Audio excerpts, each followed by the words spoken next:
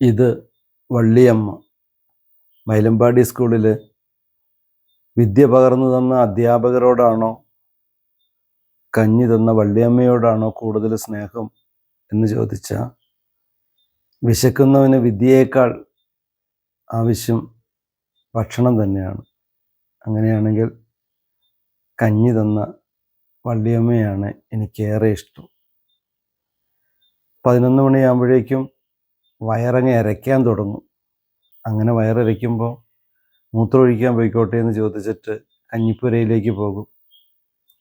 വള്ളിയമ്മയോട് പറയും ഒരിത്തിരി കഞ്ഞിവെള്ളം തരാൻ. പോട്ട് ഗ്ലാസ്സിൽ കഞ്ഞിയും വറ്റും ചെറുപയർ കറിയും, ചെറുപയർ ഉപ്പേരിയാണ്, ഉപ്പും ഇട്ട് കൈലിൻ്റെ കണ കൊണ്ടിങ്ങനെ ഇളക്കി ചൂടാറ്റി വള്ളിയമ്മ തരും. വലിച്ചു കുടിച്ചോളാൻ പറയും. അതാ വലിയ ഗ്ലാസ്സിന് ഒരു ഗ്ലാസ് അങ്ങ് വലിച്ച് കുടിച്ച് കഴിയുമ്പോഴേക്കും വിശപ്പ് കെട്ടിട്ടുണ്ടാവും. വള്ളിയമ്മ മരിക്കുന്നത് വരെ മൈലമ്പാടി റേഷൻ കടയിൽ നിന്നാണ് ഞങ്ങളൊക്കെ റേഷൻ വാങ്ങിയിരുന്നത്. റേഷൻ വാങ്ങാൻ പോകുമ്പോൾ വള്ളിയമ്മയെ കാണാം.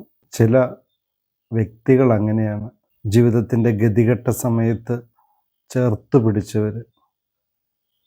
ചില രാത്രികളിൽ ഉറക്കത്തിൽ ഇവരുടെ മുഖം ഇങ്ങനെ തെളിഞ്ഞു വരും.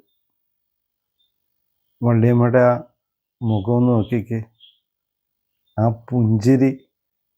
അത് എനിക്ക് മാത്രമല്ല, മൈലമ്പാടി സ്കൂളിൽ പഠിച്ച എല്ലാവർക്കും അനുഭവിക്കാനുള്ള ഭാഗ്യം കിട്ടിയിട്ടുണ്ട്. സ്നേഹിക്കാൻ മാത്രം അറിയുന്ന ഞങ്ങളുടെ വള്ളിയമ്മ.